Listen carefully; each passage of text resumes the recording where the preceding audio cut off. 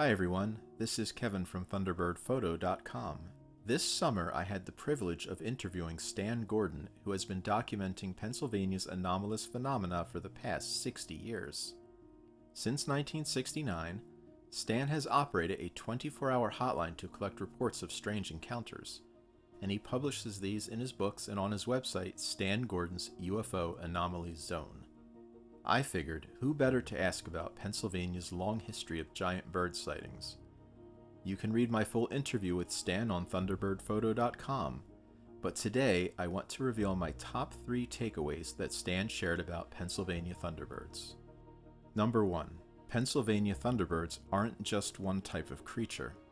This is universally true, that a multitude of creatures are loosely dubbed Thunderbirds outside of a Native American context.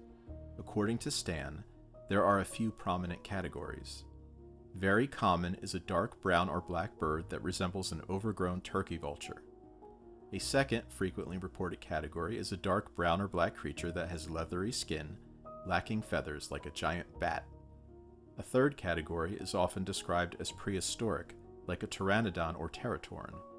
Finally, he receives occasional reports of winged humanoids. There are, of course, other outliers. Number 2. Stan remembers the missing Thunderbird photo. Reports of the missing Thunderbird photo began emerging in the 1960s, so I wondered if Stan had encountered the long-lost photo in his many years of investigating. Sure enough, he did, although Stan was adamant that his recollection is vague as it was many years ago. It was the late 60s while Stan was a student in Pittsburgh. He believes he saw the photo in a large color magazine. It was similar in content to men's adventure magazines like Saga or Argosy, but a lesser-known title. He believes it showed several men standing by a huge, overgrown bird, not a pterosaur. He does not believe he purchased this magazine, and he does not have a copy of it today. Number 3. Stan's conclusion after 60 years of studying anomalous phenomena.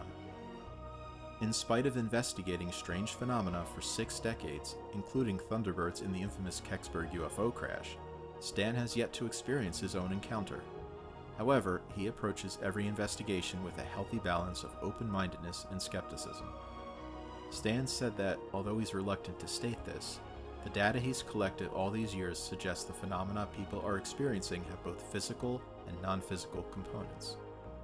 For lack of a better term, he said, we're dealing with something interdimensional that comes into this reality under certain conditions. They leave little evidence and then they're gone.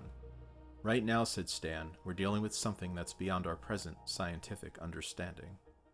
I know that's a conclusion that will be controversial for some listeners, but I find it very compelling. It bridges the gap between the many credible witnesses who insist they've seen something out of this world and the lack of evidence that we find based on our current understanding of the natural world. And this theory comes from someone who has been investigating unexplained phenomena for a lifetime. What do you think? Let me know in the comments below, and stop by ThunderbirdPhoto.com if you'd like to read my full interview with Stan Gordon. The link is in the description below.